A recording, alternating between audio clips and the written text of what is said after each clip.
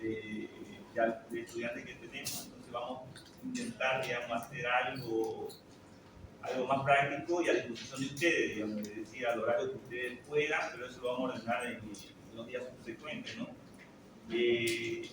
Como introducción a la infectología, ¿no? Es un maravilloso mundo de la infectología, entonces abarca muchas cosas, desde los usuarios, virus, hongos, bacterias.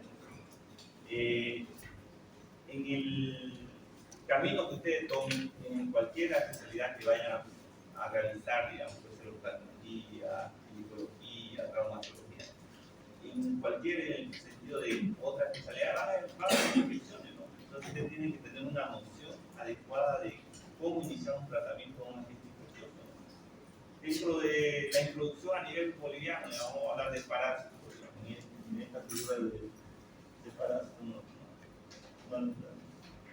En parásitos en Bolivia, ¿qué es lo que más tenemos? Chagas, ¿no? Varanzoma cruzi, ¿no? El parásito, ¿no? Que causa mucho daño. En Bolivia, ustedes saben que Bolivia, dentro de Chaga, digamos, una característica de Bolivia es el país más endémico de la región por el número de afectados. Por número de pacientes puede ser Brasil, Argentina, digamos, pero por la cantidad de pacientes y el número de habitantes, Bolivia es el número uno. Afecta principalmente a dos órganos principales, ¿no? Al corazón y la intestinal. ¿Tienen tratamiento? Tienen tratamiento. De la forma aguda, el tratamiento es bien efectivo, es por encima del 90%. Tenemos dos tipos de tratamiento, ¿no? Bendimidazol, Timón, ¿no? El tratamiento va entre más de 60, 90 días, ¿no? Hace poco se festejó el Día Mundial del Chaga. Entonces, es una enfermedad de preocupación a nivel mundial por la OMS, que hace 3 meses la OMS lanzó sobre la enfermedad emergente, uno necesitaba el Chaga. Entonces, es algo que nos afecta, algo que debemos saber como bolivianos, si nos vamos a quedar aquí en Bolivia, si vamos a practicar, una de las hipótesis diagnósticas va a ser el Chaga agudo, Chaga crónico. ¿Qué otro parásito pueden mencionar? La guardia política. Teniazol, uno de los parásitos, ¿no? Principalmente van a ver eso en pediatría, van a ver muchos parásitos intestinales, que de igual manera de nuestra región van a encontrar mucho en su práctica de pediatría en pacientes con tenia, tenía otro tipo de parásitos intestinales. Hay otro más, ¿qué más? Áncari, ameba, hay mucho. Algo muy endémico en la región amazónica. Malaria, paludismo. Hay un parásito que afecta, digamos, transmitido por un mosquito que afecta a toda la región y que está en aumento en la región amazónica. Ahora, hablando de virus, ¿qué podemos hablar de virus? COVID, ¿no? Caso que nos notifica y lamentablemente va a haber un aumento de casos. También se habló recientemente que en el periodo de otoño-invierno en la región americana van a subir exponencialmente los casos en los pacientes que son inmunodeprimidos, los pacientes mayores de 60 años y los que no se vacunaron. Levanta la mano, ¿quién tomó vacuna aquí de COVID? ¿Quién tiene vacuna de COVID? ¿Quién tiene 4 dosis de vacuna de COVID? ¿Quién tiene 3 dosis? 2 dosis.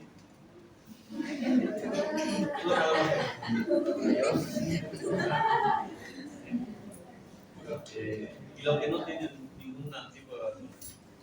No tienen ninguna dosis. Bueno, por lo menos no hay vacuna. Es una alegría, ¿no? Porque la verdad, la vacuna salva vidas. A mí me tocó estar en Brasil cuando comenzó lo que es el COVID-19. Yo recibí a la primera paciente que me llegó con COVID en Brasil. Llegó de Italia. En ese tiempo la transmisión fue China, Italia. Y la característica de los primeros pacientes en Brasil eran pacientes que tenían dinero, ¿no? Entonces llegó yo estaba en una terapia intensiva, llega con síntomas respiratorios y ya estábamos en alerta mundial ya por el COVID, porque ya había ido a Europa y estaba en Estados Unidos. Y llega a mi turno, la primera paciente con síntomas respiratorios. Y como todo, todas personas entramos con miedo, porque era lo incierto, no sabíamos esa enfermedad, tenía un grado elevado de mortalidad. Entonces, una noche que no dormimos nada, entramos unas 5 veces, todo paramentado, cambiamos, entramos, cambiamos todo y botábamos todo. No sabíamos cómo era el manejo de esto. Gracias a Dios la gente no progresó de una forma grave, pero después vino todo lo que se vino. En Brasil hubo más de 600 millones de muertes, Bolivia tuvo también centenares de muertes, ¿no? Entonces, es un virus, SARS-CoV-2, que afectó a la gran parte de la población y que sigue afectando, ¿no? Las recomendaciones, no solo de mí, de la parte científica, es la vacunación. La mejor forma de prevenir es la vacunación. Ustedes se imaginan que de tener una terapia de 20 pacientes, todos los días llegaban pacientes, se morían, llegaban, se morían, llegaban, se morían. Después de la vacunación disminuyó exponencialmente, tanto que en mi terapia que manejamos 20 pacientes, después de la vacunación, después de unos meses de la vacunación, teníamos 3, 2 pacientes. Entonces, la vacuna sirve. Tienen que vacunarse. Ustedes que ya están en el tercer año y ya están inmersos en las prácticas médicas, deberían estar vacunados para prevención de ustedes, para prevención de su familia, para prevención de sus pacientes. Porque ustedes son jóvenes. La característica de esta enfermedad es que solo ataca al paciente inmunodeprimido, puede ser por la edad, que son mayores de 60 años, puede ser por una inmunosupresión primaria o secundaria, pero le afecta y mata, aumenta la mortalidad de estos tipos de pacientes. Y ustedes, como médicos, pueden transmitir la vacuna en ustedes va a disminuir el periodo de transmisibilidad, el tiempo de enfermedad, por lo cual ustedes van a disminuir la chance de contagiar a los pacientes que pueden tener una elevada mortalidad o la chance de morir por COVID.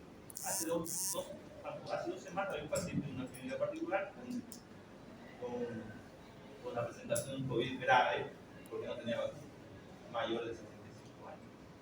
Entonces, algo importante para todos, la vacuna sirve. ¿Qué otro virus podemos hablar? Algo que tomó un impacto a nivel mundial, el virus del VIH, que igual se formó, fue igual que el COVID, que es una pandemia que abarcó a todo el mundo, pero fue más lenta, ¿no? Recién en los años 84, 85 fue un primer caso, vieron que ya estaba esparcido por todo el mundo. Es una enfermedad estigmatizante, pero no tiene cura, pero sí tiene tratamiento. Una persona que contrae este virus puede vivir la vida normal, claro que sí, tomando medicación todos los días, y puede desenvolverse normalmente sin generar una inmunosupresión.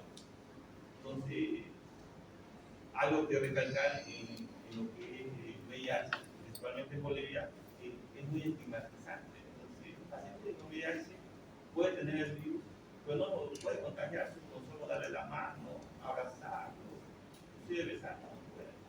Tiene que haber una mayor exposición para la transmisibilidad. Y paciente que toma su medicación antirretroviral puede mantener carga viral indetectable y no transmitir. Entonces, el paciente que tiene carga viral indetectable es intransmisible. Algo que nos ayudó mucho la tecnología a nivel de tratamiento fue eso, de que el paciente, la expectativa del paciente VIH que toma regularmente su medicación es la misma que una persona normal.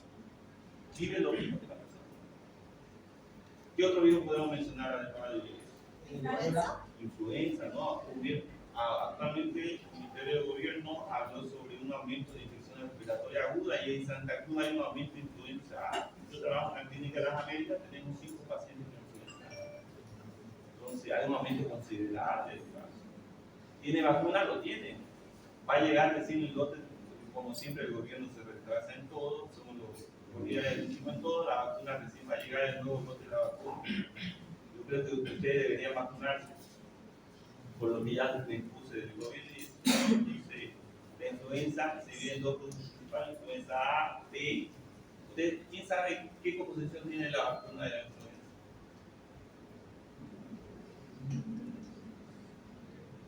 Entonces, la influenza tiene una característica especial que el virus va mutando. Por eso, todos los que son trabajadores de salud, grupos etarios vulnerables, que serían niños y ancianos o inmunodeprimidos, se deben vacunar cada año porque ese virus va mutando. Y ¿Y por qué nos vacunamos cada año? Porque hay una red mundial de seguimiento de influenza que determina qué cepa está circulando y a base de esa cepa hacen la vacuna. Entonces nosotros nos estamos preveniendo para no contagiar esa cepa circulando. Actualmente la vacuna está en constitución de 3 cepas. 2 son influenza A y una es B. La B se divide en 2 grupos principales, cepa Victoria y Yamagata. La de la vacuna actual es la Victoria, la cepa Victoria. Y del H, grupo A se ve muchos tipos, pero principalmente está el H1N1 y el H3N2 que está en la exposición de la vacuna, que ustedes lo van a recibir por supuesto, ustedes estudiantes de medicina y además porque ustedes van a la práctica en el hospital y necesitan para evitar que ustedes se enfermen, para evitar transmitir a las personas vulnerables como son sus pacientes. ¿Qué otro virus podemos mencionar? Algo reciente que tuvimos con el calor, con el dengue. Tuvimos muchos casos de dengue. Tuvimos más de 60 muertes por dengue, algo que la verdad que da pena. Debería dar vergüenza, ¿no? Porque es una enfermedad que se puede evitar solo cortando la transmisión vectorial y evitando, ¿no?, la proliferación de mosquitos, de la Aedes aegypti principalmente. Entonces, algo preocupante. Hay vacunas, hay vacunas, no han llegado todavía acá, pero todavía está no diría que están en estudio, pero sí son nuevas generaciones de vacunas. Probablemente van a llegar, la vacunación está. Aparte otro virus que podríamos hablar. ¿Ah? Rabia, digo, del virus de la rabia, ¿no? La mortalidad es grave. El paciente que presenta los síntomas ya de rabia, la mortalidad es 99%. O sea, se va a morir. Es grave, es evitable la vacunación principalmente de animales como ser los perros, los gatos y en algunas personas que se exponen como ser los veterinarios. Es que hay otras figuras. ¿Ven esa figura? ¿Quién piensa que? No, hay un hongo. Una cándida. Una forma que tiene son las cándidas, ¿no? Pero ahí quiero representar que, digamos, aparte de parásitos, virus, también hay hongos, ¿no? Y algo importante es la cándida, ustedes lo van a ver, cándida a nivel, hay cándida a nivel hospital, hay cándida inmunosuprimido, cándida oral, hay otro tipo de hongo, aspergillus, histoplasmosis, y un sinnúmero de como esporotricosis que son más difíciles de encontrar y a nivel de la medicina tropical tenemos blastocitomicosis y otros hongos más difíciles de pronunciación, pero estamos rodeados de ellos, debemos saber sus características, su etiología y en el avance del desarrollo de nuestro temario vamos a hablar de todos ellos, ¿no? Y el último, que no es la pena ya son las bacterias, ¿no? Entonces, la mayoría de las actualmente, hace un momento me habló un médico que estaba y me habla sobre una infección de parte blanda. Me dice, mire, este es un paciente inmunosuprimido que toma tal inmunosupresores y que tiene una infección de parte blanda, va a entrar al laboratorio, va a entrar a quirófano y en quirófano vamos a hacer una limpieza quirúrgica y él me dice las recomendaciones que antibióticos podemos encontrar y cuál es la característica. Debemos saber, digamos, de tal infección, cuál es la bacteria posible que vamos a encontrar, o sea, cuál es la etiología probable, digamos, de una infección de parte blanda, vamos a ver estafilococo, estreptococo. Entonces, debemos coordinar el tratamiento empírico a base de la sospecha diagnóstica. Una infección urinaria también, ¿no? ¿Cuál es la bacteria más frecuente en una infección urinaria? Entonces, ahí a base de esa hipótesis diagnóstica iniciamos un tratamiento empírico hasta que veamos los resultados positivos, ¿no? Entonces ahí va a iniciar. Y hay un innumerable número de bacterias, dentro de esas están las multiresistentes, pero eso vamos a hablar más adelante el día de hoy. Ese es mi currículo, José Fernando Molina, bachiller en Humanidades aquí en Santa Cruz, título en la Universidad Gabriel René Moreno, realicé mi especialidad de medicina interna en la Caja Petrolera, hice una especialidad en el Hospital La Clínica de la Universidad de Sao Paulo en infectología y una subespecialidad en control y prevención de infecciones hospitalarias en el Hospital La Clínica. Actualmente trabajo en la Clínica Las Américas como médico infectólogo, realizo la parte de control interconsulta ambulatorio y aparte de servicio de control de infección intrahospitalaria a nivel de la clínica, ¿no? Y aquí en mi época gabrieleña, como siempre en las protestas, exigiendo más presupuesto, exigiendo módulos, gracias a Dios ya tenemos los módulos, exigiendo derechos de los universitarios. Aquí en unas aulas, en módulo antiguo, en la feria de salud. Creo que esta fue la primera feria que se organizó a nivel facultativo. Se me pasó esta cosa. Y vamos a hablar de infectología ahora, ¿no? ¿Se nota? ¿Se nota? ¿Sí? ¿Está grabando? ¿Se nota bien? ¿Atrás?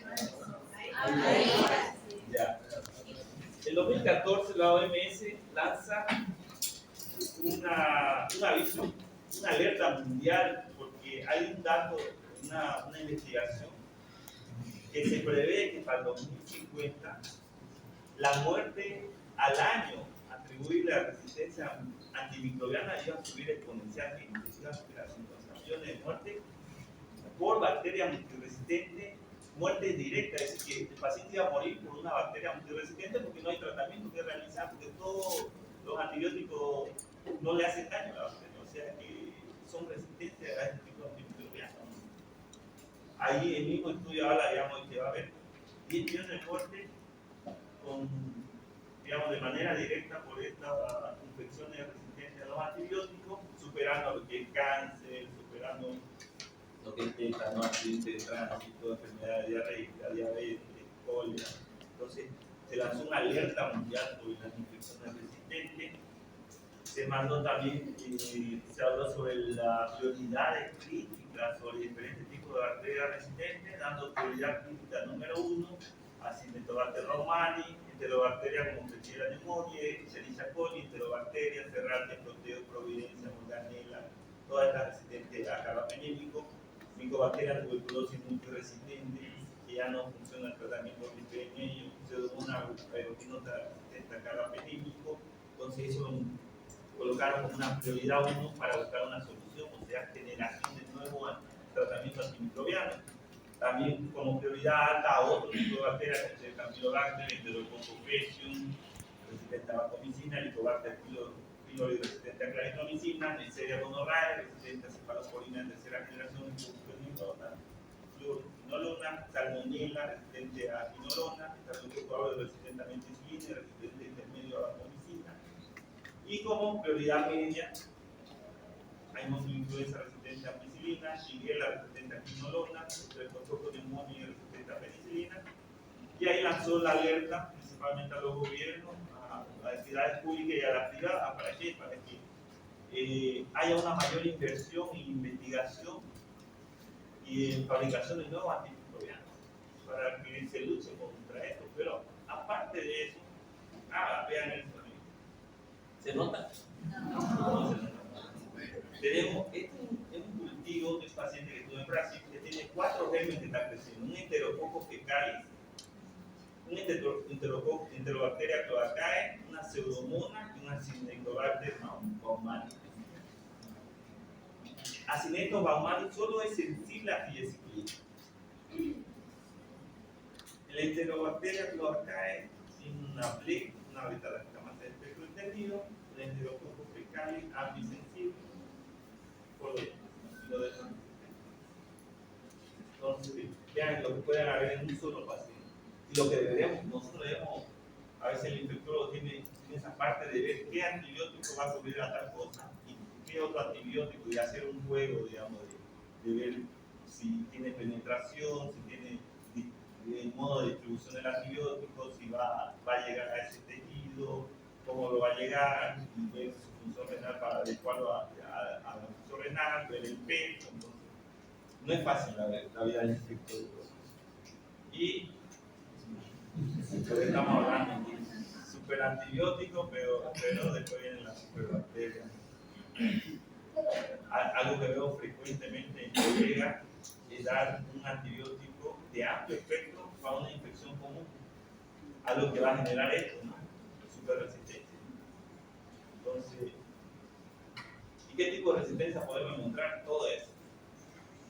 Podemos encontrar bombas de flujo, porinas, situación enzimática, de paredes. Entonces, la bacteria genera resistencia como un modo de supervivencia y evolución mismo de la bacteria. Entonces, genera todo ese tipo de resistencia. ¿Y cuál es la principal medida para evitar las infecciones? ¿Ah? No medicar. Voy a recalcar, fue mala ayuda. ¿Cuál es la principal medida para evitar infecciones intrahospitalarias?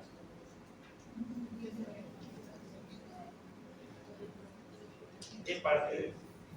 Pero hablando de seguridad, hay 6 metas para la seguridad del paciente. Vean la meta 5. Reducir el riesgo de infecciones asociadas a la atención sanitaria. La principal medida que se hace para prevenir infecciones intrahospitalarias es el lavado de manos, la higiene de manos, es lo principal. Dentro de las 6 metas de seguridad del paciente, la primera meta, identificar correctamente a los pacientes, porque a veces en los hospitales, si no identifica al paciente, será el medicamento errado al paciente. Y esos errores provocan daño al paciente. Esa es la meta 1. La meta 2, mejorar la comunicación efectiva entre los trabajadores de salud. Es decir, digamos, yo estoy en turno, estoy saliendo del turno, tengo que tener una comunicación efectiva con el que está llegando al turno y darle un buen pasaje de turno. Es decir, mira, el paciente tiene esto, tenemos que hacer esto. Eso es la medida de comunicación efectiva. O yo doy un diagnóstico, digamos, o sea, un trabajador de laboratorio tiene que dar un resultado al laboratorio. Entonces, eso lo tiene que hacer precisamente de una manera efectiva. ¿Cuál es la meta 3? Mejorar la seguridad de los medicamentos de alto riesgo, es decir, evitar, digamos, la exposición de medicamentos de alto riesgo para el paciente, por lo cual solo el farmacéutico está en resguardo de ello y la liberación o la medicación al paciente necesita un protocolo. La meta 4, procedimiento correcto. Esto en cirugía, un protocolo dentro del paciente, el procedimiento, el sitio correcto, lista de verificación en cirugía, tiempo adecuado en antibiótico. Esto es más en la parte quirúrgica.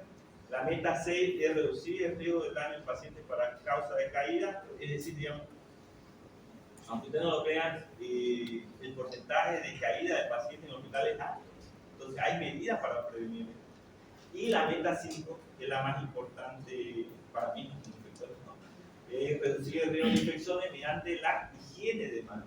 Pero hay otros puntos que se puede tomar con medidas de aislamiento, la paramentación adecuada, usar FP, entonces, pero la principal medida para evitar las infecciones intrahospitalarias es la higiene de manos. Salvar vidas está en tu mano, un logo que la OMS habla de todos los trabajadores de salud. ¿Por qué? Porque evitamos, como ya hablamos anteriormente, que se tramita un gen multiresistente a un paciente que no lo tiene. Eso es el concepto de la infección intrahospitalaria, evitar eso. ¿Ven los puntos rojos que tiene cada uno? Sí. Hay un estudio que se hizo y se tomó cultivo de todo eso. En una sala de terapia intensiva, hay los monitores, el respirador, todo eso. Y en todo ellos crecieron gérmenes patógenos. No se ve, creo que no se ve. Y esta diapositiva habla sobre los gérmenes, el tipo de bacteria, tipo de virus y la duración de persistencia de un medio inerte. Es decir, ¿cuánto dura en esta mesa una bacteria? Te voy a dar unos datos. Acinetobacter baumannii vive 3 días a 5 meses. Bordetella pertussis de 3 a 5 días. Klebsiella de 2 horas hasta 3 meses. Listeria de 1 día a meses. Mycobacteria tuberculosis puede vivir de 1 día a 4 meses. Proteos vulgares de 1 a 2 días. Salmonella de 6 horas a 4 semanas puede vivir un medio inerte. Streptococcus pyogenes de 3 días a 6 semanas. Fiebre cólera de 1 a 7 días. Como otro tipo de bacterias. aquí hay dos virus, adenovirus vive de 7 días a 3 meses, el virus de la hepatitis B vive más de una semana, HIV más de 7 días, hepatitis A de 2 horas 60 días. ¿Qué es lo que le quiero decir, Dios? De que en el medio hospitalario estos microorganismos pueden sobrevivir en un medio inerte y el responsable de transmitir de un paciente a otro va a ser el trabajador de salud. Las medidas que se implementaron para evitar eso y reducir eso es la higiene de manos. Por eso es tan importante realizar la higiene de manos. Y por eso tomé este tema como el primero que vamos a hacer hincapié dentro de la primera aula de infectología. Y aparte de que el otro viernes es el Día Mundial de la Higiene de Manos. Entonces, vamos a hacer una evaluación la próxima semana, tanto teórica como práctica, cómo realizar la técnica precisa y cuáles son los momentos precisos. ¿Y cuáles son los momentos precisos? Hay 5 momentos precisos para la higiene de manos. ¿Cuándo debemos higienizarnos la mano? Ya sea con agua y jabón o con alcohol en gel. El primer momento, antes de tocar al paciente. Entonces, antes de tocar al paciente, ¿qué vamos a hacer? Higienizar las manos. ¿Cuál es el segundo momento? Antes de realizar una tarea limpia o aséptica, o sea, antes de realizar un procedimiento, lo primero que vamos a hacer es higienizar las manos, ya sea alcohol en gel o con agua y jabón. El tercer momento, después del riego de exposición a líquidos corporales. El cuarto, después de tocar al paciente. El quinto, después del contacto con el entorno del paciente. Entonces, en estos 5 momentos debemos realizar la higiene de manos. Entonces, en un resumen, antes de tocar al paciente, ¿cuándo? Lávese la mano antes de tocar al paciente, cuando se acerque a él, el por qué, para proteger al paciente de los gérmenes dañinos que tiene usted en la mano. El segundo, antes de realizar una tarea limpia y aséptica, ¿cuándo realizarlo? Antes de realizar una tarea aséptica. ¿Pero por qué? Para proteger al paciente de los gérmenes dañinos que podrían estar en su cuerpo, incluyendo los gérmenes del propio paciente. El tercero, que después del riego de exposición a líquidos corporales. ¿Por qué? Para proteger el entorno de la atención de salud de los gérmenes dañinos al paciente. El cuarto sería después de tocar al paciente, el por qué sería para proteger el entorno de la atención de salud de los gérmenes dañinos al paciente. Y el quinto, después del contacto con el entorno del paciente, el por qué para proteger el entorno de la atención de salud de los gérmenes dañinos del paciente. Entonces, vieron que hay 2 antes y 3 después, ¿no? Los primeros 2 son antes de tocar al paciente y antes de realizar una tarea aséptica. ¿Y qué conseguimos con higienizar la mano en el antes? El de transmitir un germen o un microorganismo resistente al paciente. Y el 3, 4, 5, el objetivo de higienizarnos la mano es evitar llevar el germen que puede tener el paciente a un medio asistencial o a otro paciente. Por eso es tan importante. Estas son las campañas limpia tu mano, la forma de que debe higienizar las manos. ¿Y alguien sabe la técnica de higiene de manos? ¿Ya tocaron el tema de higiene de manos? ¿Sí? Hablamos de higiene de manos general, ¿no? No la completamente aséptica con 3 tiempos. Ya. ¿Dónde hablan? ¿Qué hablan? ¿Qué materia? En cirugía está la completamente aséptica. Claro, en cirugía antes de entrar a quirófano, para mí, digamos, el cirujano en quirófano es el que mejor se higieniza la mano, pero para ver pacientes es el peor. Porque no es importante la higiene de manos en el proceso de cirugía, no es muy importante, pero también es muy importante en los puntos que debería conocer, ¿no? De antes, los 5 momentos, ¿no? Para evitar transmitir gérmenes, principalmente estas medidas son en los hospitales para evitar infecciones intrahospitalarias. Es de tan importante, digamos, que desde el primer año de medicina deberían colocarlo dentro de la currícula del estudiante de medicina, el aprenderlo, porque usted está en el tercer año, ya entraron a hospital. ¿Ya vieron paciente? ¿No vieron? Este No año, están en semiología. este año recién vamos. Va a ir semiología. Entonces, ¿qué van a hacer antes de tocar al paciente? ¿Cómo pueden higienizarse la mano? Pueden lavarse con agua y jabón o higienizarse con alcohol en gel. Entonces, el término que vamos a usar es higienizarse la mano. Pueden hacer con lavado de manos o con alcohol en gel. ¿Cuál es más importante? Cualquiera de los dos, pero el que es un poco, por logística, es más rápido el alcohol en gel, ¿no? El alcohol en gel uno lo puede tener en el bolsillo, se coloca y va en semiología e inspecciona al paciente. Va a los dos caminos. Después de tocar, lo que van a hacer, higienizarse, lavarse la mano. Entonces, después de tocarlo, porque ustedes eso lo pueden llevar al medio asistencial, lo pueden traer a la universidad, lo pueden llevar a su familia, o pueden ir a otro paciente y transmitirlo. Transmitir, digamos, un paciente que tenga, no sé, una enfermedad, una KPC, sangre KPC, ¿no? Un tipo de resistencia enzimática transmisible que tiene mucha resistencia y el único tratamiento es carbapenémico. Inclusive hay carbapenémicos como el René que son resistentes.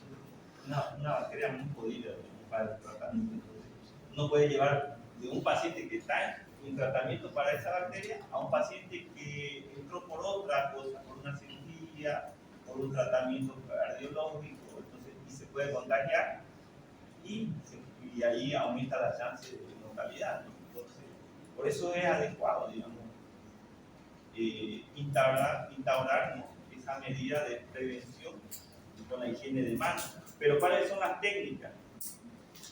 Las técnicas tanto con alcohol en gel como con el lavado con agua y jabón es la misma. Veanlo. Entonces, ¿quién tiene alcohol en gel aquí? Yo tengo alcohol, ¿no? Alcohol normal tiene la característica de que la única función bactericida, digamos, debe ser 70%. 70%. 70%, está. Voy a usar alcohol que es normal. Alcohol mayor de 70% o menor no sirve, digamos, porque no actúa adecuado. Es natural. Entonces se debe invertir una cantidad adecuada. ¿En cuántos segundos realizo la higiene de manos con alcohol? 20 a 30. 20 a 30, ya lo dije. De 20 a 30 segundos. Entonces tiene una técnica especial. Primero se coloca en palma de mano, se fricciona, ambas manos, se entrecruzan los dedos, después con el dorso de la mano izquierda, dorso de la mano derecha, pueden ver la imagen. Después se entrecruza, se coloca entre la yema de los dedos, puede hacer en la palma de la mano, en los pulgares y en las muñecas, ¿no? Pueden terminar en las muñecas. Y eso debería durar entre 20 a 30 segundos. Algo importante es que deben dejar que seque. O sea, no pueden ir ya así con la mano húmeda con el gel y ir a tocar al paciente, no, porque la acción bactericida o microbicida, digamos, del alcohol en gel es hasta que seque. Cuando seca destruye todo lo que es bacteria, virus. Es muy importante eso saber, digamos, ¿por qué? Porque algo importante que habla la OMS es que el alcohol en gel tiene esa acción de ser microbicida, mata a virus, mata a bacterias, entonces debe durar entre 20 y 30 segundos. La técnica debe abarcar toda la mano, palma, entre dedos, dorso, uña, punta de los dedos y los pulgares. El otro viernes vamos a tener examen práctico. Entonces siempre cuando vayan al hospital lleven su alcohol en gel. Siempre lleven su alcohol en gel porque van a tener la oportunidad de usarlo antes de un paciente, después de un paciente, después de realizar procedimientos, siempre tenerlo a mano. Lavarse la mano con agua y jabón es importante, claro. El problema aquí es la infraestructura, ¿no? Tener lo que es el lavamanos, los dispensadores, digamos. Y si lo tenemos, debemos usarlo, ¿no? La técnica es la misma. Se coloca, primero se moja con agua, jabón. Algo importante que me olvidar, siempre que vean al paciente, evitar el uso de accesorios, reloj, anillos no deben usar, ¿no? Porque interfiere lo que es la higiene de manos que estudia la bacteria. Ustedes, para examinar a los pacientes no necesitan anillos, no necesitan reloj, deben quitarse. Porque en vano sería hacer todo estos procedimientos. Con agua y jabón, como repetía, el mismo procedimiento, solo necesitan agua, jabón y realizar el mismo procedimiento. Pero, ¿cuál es la diferencia? El tiempo. El tiempo es mayor, 40 a 60 segundos. Entonces, el tiempo es mayor, necesita una infraestructura, por eso es tan importante que el alcohol en gel sea instaurado y sea parte de nuestra vida como médico. Alrededor de 60, 70 veces realizo el mismo esquema de higiene de manos en el hospital, viendo un paciente saliendo de una habitación, tocando parte del entorno del paciente. Todo este procedimiento ustedes lo van a tener en rutina a partir de ahora, a partir de que vayan a ver a los pacientes. Desde que entren a la primera clase de semiología, vean al paciente, realicen la anamnesis, realicen el examen físico. Ustedes deben tomar el primer punto de la higiene de manos antes de tocar al paciente. Mismo llegando a la habitación del paciente, entrando, ya deberían hacer higiene de manos, porque ustedes van a estar en el entorno, pueden tocar el velador, digamos, el velador, pueden tocar lo que es el contorno de la cama, la sábana, entonces deben hacer la higiene de la mano delante y el después. Para repetir los 5 momentos, y lo voy a recalcar, vamos a recalcar en esta clase y en la próxima, antes del contacto con el paciente, antes de realizar una tarea limpia y aséptica, después de la exposición a fluidos corporales, después del contacto con el paciente y después del entorno o del contacto con el entorno del paciente. Un paciente es lo mismo. Aquí hablo sobre el área de asistencia, es decir, no solo del paciente, tienen que tomar en cuenta el entorno del paciente, está colonizado con la misma bacteria que tiene el paciente, es decir, lo que vemos aquí, su velador, sus portazueros, el equipo de control de signos vitales, la cama, todo lo que lo conecta con su bolsa colectora de orina, todo ese entorno, tomen en cuenta que está colonizado, es decir, si ustedes van, solo tocan el velador, se tiene que higienizar la mano. Esto para evitar llevar un microorganismo patógeno al entorno o a otro paciente. Aquí habla sobre la interrupción de la transmisión de gérmenes por medio de la mano. Entonces, en el A vemos que entre el área de asistencia y la zona del paciente. El B, entre la zona del paciente y el área de asistencia. El C, a un punto crítico con riesgo infeccioso para el paciente, por ejemplo, una membrana mucosa, piel no intacta, dispositivo mediante el paciente. Y el D, de la sangre y los fluidos corporales. Entonces, ¿por qué hacemos estas medidas de los 5 momentos? Para prevenir colonización, diseminación e infección de otros pacientes. Los 5 momentos, para recalcar, es el logo de la clínica donde trabajo. Los 5 momentos. Entonces, las indicaciones que corresponden a los momentos antes señalan la necesidad de prevenir el riesgo de transmisión microbiana al paciente.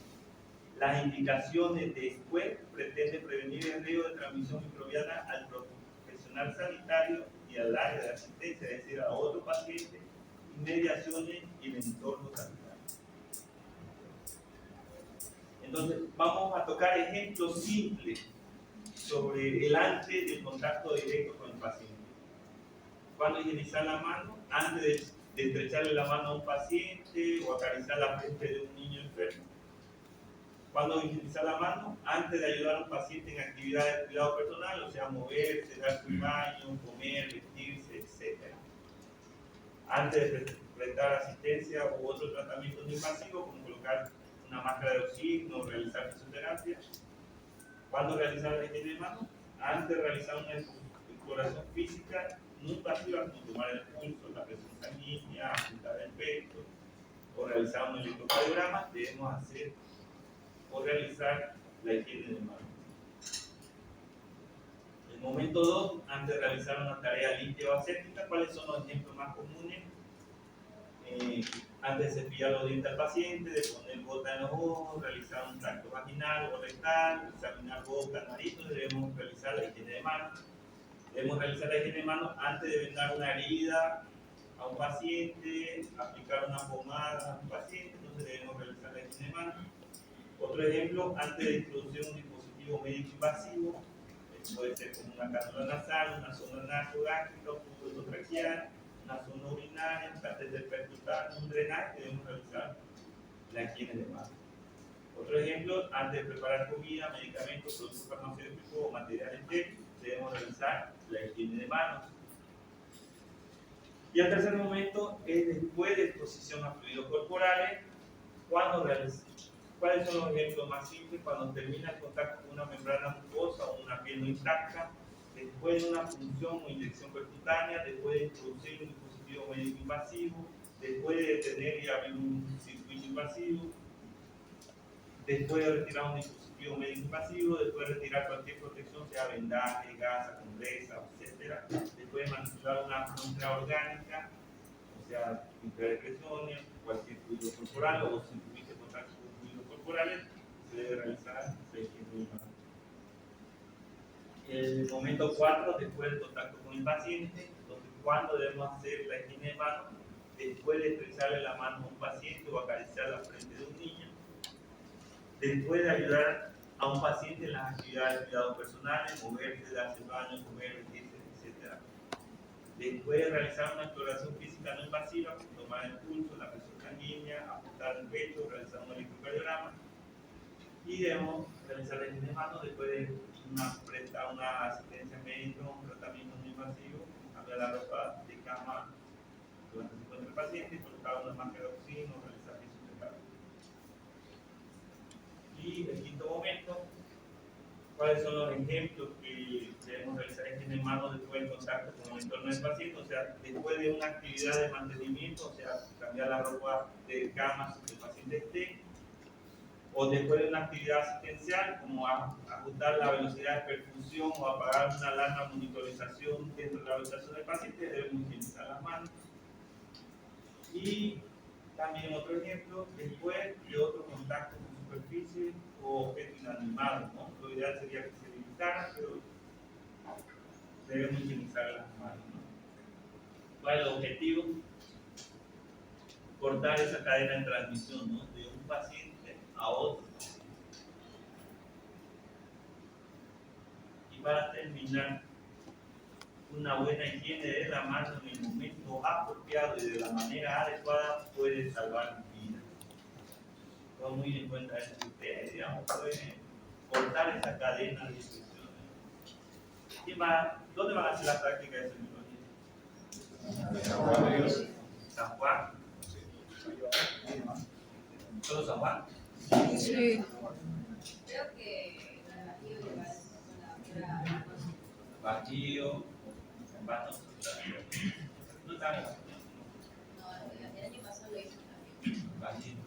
Entonces, en la parte de semiología, en la solución, la semiología, en la inspección, todo lo que van a realizar dentro de la práctica, tomen en cuenta esto, la higiene de manos. Y esto es de por vida, digamos, dentro de la práctica médica, en cualquier rumbo que ustedes vayan a tomar, ya sea una especialidad, su especialidad o mismo la medicina general, mismo en los ambulatorios, en los consultorios, en pacientes hospitalizados, en quirófanos, todo, es importante la higiene de manos. Con el objetivo de evitar la transmisión de gérmenes patógenos. En los hospitales públicos aquí estamos con un aumento considerable de bacterias multiresistentes. En las clínicas privadas, en los hospitales San Juan de Dios, mismo en los Bajíos tenemos gérmenes multiresistentes. Entonces, ustedes tienen que tomar en cuenta eso, evitar esa cadena de transmisión, evitar transmitir esos gérmenes para otros pacientes y para su entorno de ustedes, para llevarlo en su familia, traerlo aquí a la universidad. Entonces, tienen que tomar muy en cuenta todo esto. En la próxima clase, el próximo viernes, vamos a abarcar un poco de estos temas, vamos a avanzar otros temas. Yo lo voy a mandar por el WhatsApp cuál es nuestro cronograma ya de avance. Más adelante nos vamos a poner de acuerdo sobre la práctica. ¿Ya? ¿Tienen alguna pregunta, alguna duda sobre el tema? Doctor, ¿de qué libro podemos estudiar? Dentro de, creo que usted tiene su currícula, ¿no? Hay varios libros importantes que hablan. A mí me gustaría.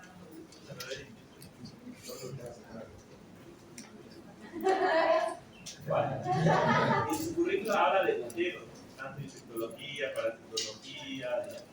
Pueden tomarlo como referencia. Es un libro, ¿no? A mí me gustaría buscar otro libro como el Mandel, pero el Mandel es muy difícil de conseguir. ¿Y Harrison? Harrison es bueno, pero es más de medicina interna. De todas maneras, voy a ver la manera de conseguirlo el PDF del Mandel, si lo paso. Por favor. ¿Ya? Otra cosa, ¿nos pueden pasar las diapos, por favor? Lo que pasa es que habían algunas diapositivas que no se podían leer bien. Sí, esto visto decimos que no se está mal ubicado. De todas maneras, lo voy a hacer más blanco.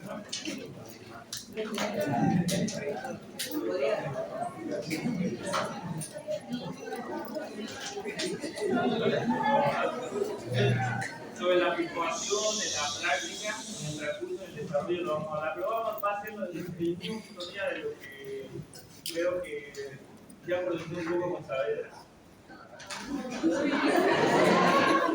No vamos a tener examen con Saavedra,